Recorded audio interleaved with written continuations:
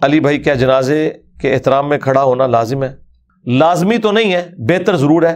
پہلے تو نبی علیہ السلام حکم دیتے تھے، بخاری مسلم میں ہے کہ کھڑے ہو جاؤ، ایون کافروں کے جنازوں پر بھی، اور آپ نے فرمایا کہ وہ ایک جان تو تھی نا جو چلی گئی دنیا سے، لیکن بعد میں آپ نے منع نہیں سے فرمایا، لیکن اسے مشروع نہیں فرمایا۔ اگر کوئی کھڑا ہو جائے تو ٹھیک، نہ کھڑا ہو تو کوئی ایشو نہیں ہے۔ اس کے اوپر میری ویڈیو ریکارڈ ہے۔ آج کی ڈیٹ میں یہ اب ضروری نہیں ہے، لیکن یہ بھی اب غلط بات ہے نا کہ جنازہ آ رہا ہے اور آپ اپنی اتنی بڑی گاڑی لے کے روڈ کے اوپر کھڑے ہوئے ہیں اور جنازہ گزرنے کی جگہ نہیں ہے، تو یہ کام نہ کریں۔ تھوڑی دیر کے لیے ٹریفک کو روکیں، ایمبولینس کے لیے، جنازے کے لیے، تاکہ وہ لوگ گزر جائیں۔ تو یہ تو آپ کو بیسک ایتھکس تو آنی چاہیے۔ سورہ فاتحہ پڑھے بغیر رکوع میں جانے سے کیا رکعت ادا ہو جاتی ہے؟ جی رکعت ادا ہو جاتی ہے، واضح حدیث ہے مصنف ابن ابی شیبہ میں اور سنن کبری البیہقی میں۔ ابن مسعود رضی اللہ تعالیٰ عنہ کے ساتھ ایک شخص نے نماز پڑھی، وہ رکوع میں شامل ہوا تھا، جب امام نے سلام پھیرا اس نے اپنی رکعت مکمل کی، تو ابن مسعود نے اسے بعد میں کہا کہ تجھے اپنی رکعت، بلکہ بعد میں نہیں، وہ جب کھڑا ہوا انہوں نے پکڑ کے ان کو بٹھا دیا کہ تیری نماز ہو گئی ہے مکمل، ٹھیک ہے نا۔ اور اس میں امام بخاری کا صرف تفرد ہے، باقی پوری امت کا اتفاق ہے۔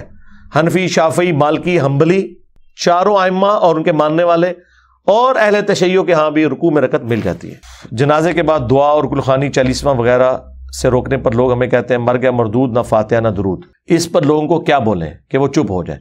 انہیں آپ یہ بولیں کہ آپ کو کس نے کہہ دیا کہ ہم مرے ہوئے بندے کے حق میں اصالہ ثواب کے قائل نہیں ہیں؟ آپ انہیں یہ جواب دیں نا۔ آپ لوگ مسئلے کا رخ ہی بدل دیتے ہیں۔ مجرم آپ لوگ ہیں۔ آپ یہ کیوں کہتے ہیں کہ جی جو میت مر گئی ہے اس کی طرف سے تیجا 40واں اور یہ چیزیں نہیں ہو سکتی؟ اس کی بجائے آپ یہ کہا کریں کہ میت کے مرنے کے بعد قرآن میں حکم ہے کہ اس کے لیے دعائے مغفرت کی جائے۔ سورۃ الحشر، ربنا اغفر لنا ولاخواننا الذین سبقونا بالایمان، اے اللہ ہمیں بھی بخش دے اور ہم سے پہلے جتنے اہل ایمان گزر چکے انہیں بخش دے۔ آپ ان کو یہ بتائیں کہ اللہ نے حکم دیا ہے کہ اپنے مرے ہوئے بھائیوں کے لیے، بہنوں کے لیے دعا کرنی ہے۔ پھر آپ انہیں بتائیں کہ صحیح مسلم میں حدیث ہے کہ نبی علیہ السلام نے فرمایا ہے کہ جب بھی قبرستان جاؤ تو دعا مانگو، السلام علیکم اہل الدیار من المؤمنین والمسلمین وَإِنَّا إِن شَاءَ اللَّهُ بِكُمْ لَلَاحِقُونَ نَسْأَلُ اللَّهَ لَنَا وَلَكُمُ الْعَافِيَةَ۔ تو اس میں اپنے لیے بھی عافیت مانگی ہے، مردوں کے لیے بھی عافیت مانگی ہے، ان قریب مر کر ہم بھی یہاں آنے والے ہیں۔ آپ یہ بتائیں۔ پھر آپ انہیں بتائیں کہ صحیح مسلم میں حدیث ہے کہ نبی علیہ السلام نے فرمایا کہ جب کوئی شخص مر جاتا ہے نا تو 3 اعمال کا ثواب اسے مرنے کے بعد بھی ملتا رہتا ہے۔ نمبر 1 صدقہ جاریہ، جو زندگی میں کوئی اچھا کام اس نے کیا۔ نمبر 2 علم کی خدمت اگر اس نے کوئی کی، جیسے امام بخاری، امام مسلم نے کی۔ تیسرا نیک اولاد جو اس کے لیے دعا کرتی ہے۔ پھر انہیں بتائیں کہ بخاری میں تو نیک اولاد کا صدقہ کرنا، سعد ابن عبادہ نے اپنی ماں کے سال ثواب کے لیے کنواں کھدوایا، بخاری میں آتا ہے۔ نبی علیہ السلام سے پوچھا کہ اس کا ثواب میری ماں کو ملے گا؟ آپ نے فرمایا ہاں۔ آپ نے کوئی لمبی چوڑی بات ہی نہیں کی، مختصر جواب دیا ہاں، کوئی کلیریفیکیشن نہیں دی۔ تو مردے کو صدقہ اور خیرات، دعاؤں کا حصہ، نیک اولاد کا آٹومیٹکلی ثواب، پڑھ کے نہیں بخشنا ہوتا، آٹومیٹکلی، ماں باپ زندہ ہے یا مردہ، چونکہ اولاد انویسٹمنٹ ہے ماں باپ کی، ثواب ملے گا۔ اصالہ ثواب کے 10 طریقے، یہ میری ویڈیو دیکھیں۔ جب آپ یہ ساری باتیں کریں گے اور ان کو یقین آ جائے گا کہ آپ وہابی نہیں ہیں، آپ قرآن و سنت کے ماننے والے ہیں، حالانکہ وہابی بیچارے بھی یہ نہیں کہتے، بدنام زیادہ ہو گئے ہیں وہ اپنی غلط حرکتوں کی وجہ سے۔ ان کو شیطان اس طرف لگا دیتا ہے جس کی ضرورت ہی نہیں ہوتی، وہ سٹارٹ ہی ایسے الٹے طریقے سے کرتے ہیں کہ کسی نے بات ماننی بھی ہے تو نہیں ماننی۔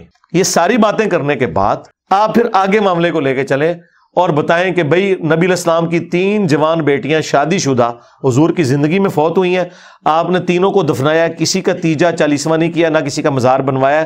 آپ ہمیں کوئی بتا دیں کہ نبی علیہ السلام نے کوئی تیجا 40واں ان کا کیا ہو تو انشاءاللہ ہم بھی کریں گے اپنے ماں باپ کا۔ تو ٹائم قیامت تک جائے اے پھر تکیو وہ ایسا مردود ہوئے گا، یا قبول کر لے گا گل، یا خود مردود ہو کے اپنی بوتھی چھپاتا پھرے گا تم سے، جو یہ آپ لوگوں کے ساتھ کرتے ہیں۔ طریقہ تو سیکھو پہلے، داڑھ تھلے کس طرح دینا ہے؟ کیا صرف مسلمانوں کے گھر پیدا ہونے والا ہی جنت میں جائے گا؟ سرکار نہیں، مسلمان بھی کوئی کنفرم نہیں ہے۔ ہاں کس سے کنفرم ہے؟ جائیں بریلویوں سے پوچھیں کہ وہابی جائیں گے؟ ہاں یہ تو ان کا حوصلہ ہے، آپ دیکھ لیں ان کی حالت یہ ہے۔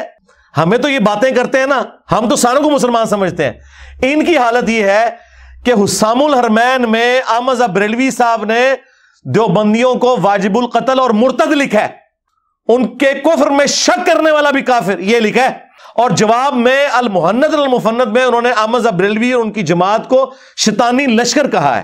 یعنی کافر سے بھی اگلی ڈگری شیطان، اور کہا جس طرح انبیاء پر حملہ آور ہوتے تھے، وہ کافر شیاطین تھے نا، مسلمان شیاطین تو نہیں تھے. اور پھر احمد صاحب بریلوی نے تو ان کی طبیعت صاف کی ہے احکام شریعت کے اندر. آئے ہائے ہائے ہائے، انہوں نے لکھا ہے کہ دیوبندی ہو، اہل حدیث ہو، وہابی ہو، اور قادیانی بھی بیچ میں شامل کر دیے کافر. یہ 1,00,000 دفعہ بھی اللہ کا نام لے کے ذبیحہ کریں، ذبیحہ مردار ہی رہے گا. البتہ یہود و نصارہ کا ذبیحہ حلال ہے. ہائے ہائے ہائے ہائے، یہ ان کی آپس کی حالت ہے. باتیں ہمیں کرتے ہیں، کہتے ہیں جی انجینئر صاحب کی تفسیر نکال دیں آپ اور ان کی تفسیر ڈالیں جو ہمیں کافر کہتے ہیں. واہ سبحان اللہ.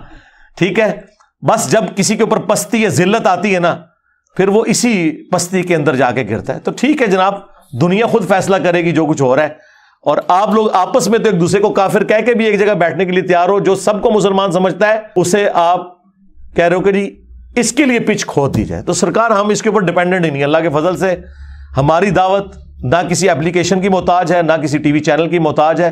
یہ قرآن و سنت کی دعوت ہے، الحمدللہ ہر گھر میں پہنچی ہوئی ہے، ہر مسجد میں پہنچی ہوئی ہے. آپ کی چیخیں آسمانوں پہ ہیں اسی وجہ سے. تو انشاءاللہ تعالی اللہ کی مدد ہے اس مبارک دعوت کے ساتھ جو خالصتاً رسول اللہ صلی اللہ علیہ وآلہ وسلم کے مبارک طریقے پہ ہے الحمدللہ.